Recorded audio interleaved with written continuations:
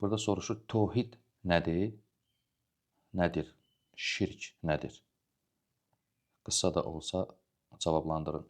Qardaşım, tövhid məlum məsələdir ki, Allahı təkləşdirmək deməkdir. Allahı təkləşdirmək tövhiddir. Və yenə məlum məsələdir ki, tövhidin 3 qismi var. Rububiyyət tövhidi, üluhiyyət tövhidi və ad və sifətlər tövhidi. Düzdür? Deməli, sən bu tövhidin 3 qismində də Allahı təkləşdirməlisən ki, tövhid əhli sayılasan. Muvahhid.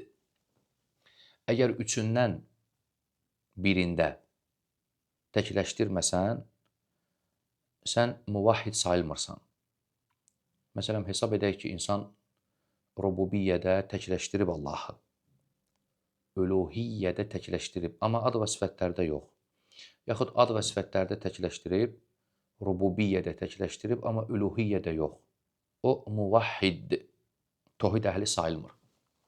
Deməli, tövhid Allahı təkləşdirmək deməkdir və tövhidin 3 qismi var. Hər üçündə də Allahı təkləşdirməlisən ki, sən tövhid əhli sayılasan. Əks halda insan tövhid əhli sayılmır. Bu tövhid. Amma şirk, qısa tərifi budur ki, Allahdan başqasını Allaha xas olan şeylərdə Allahla bərabər tutmaq şirkdir. Şirkin tərifini belə yadda saxlasan, özün ayırt edəcəksən surətləri, biləcəksən şirk nədir. Bir də deyirəm, Allahdan başqasını Allaha xas olan şeylərdə Allahla yanaşı bərabər tutmaq şirkdir. Bu da şirkin tərifidir. Şirk məlum məsələdir ki, əbədiyyən cəhənnəmdə qalmağı vacib edir. Şirk əbədiyyən cəhənnəmdə qalmağı vacib edir. Bunu nəyə görə deyirəm? Bəzən şirk haqqında danışanda Allaha şərik qoşmaq. Bəzi insanlar irad tutur, nə qədər şirkdən danışmaq olar? Nə qədər şirk deyirsiniz?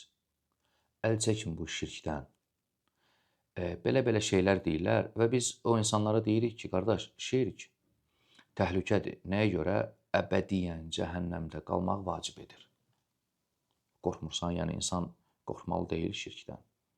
Bir əməl ki, sahibini əbədiyyən cəhənnəmdə qalmağı vacib edir. Deməli, ən qorxulu şey budur həyatda.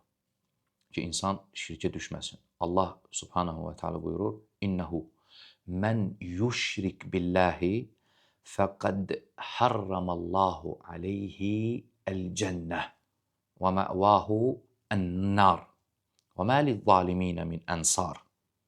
Kim Allaha şərik qoşarsa, Allah Teala ona cənnəti haram edər. Onun düşəcəyi yer, sığınacağı yer cəhənnəmdir. Zalimların heç bir köməkçisi yoxdur. Şirk ona görə təhlükəlidir ki, sahibinin bütün əməllərini puç edir. Allah uzaq eləsin. Siz təsəvvür edin, insan 50 il, 60 il ibadət edir. Və ölümünə yaxın bir neçə saniyə qalmış, deyir, ya Hüseyin, əl-mədədul mədəd. Məsələn, köməyə çağırır Allahdan başqasını. Duada şirk, düzdür? Bir surətlərindən biridir şirkin. Onun bütün əməlləri puç olur. O 60 il, 70 il etdiyi ibadət hamısı puç olur. Buna Allahın kitabı dəlalət edir. Ləv əşraku və ləv əşraku ləhəbita anhum mə kənu ya'məlun. Əgər şərik qoşsalar, onların etdiyi bütün əməllər puç olar. Hətta Allah subhanahu və teala Muhammed sallallahu aleyhi və səlləmə güzəşt etmir bunu.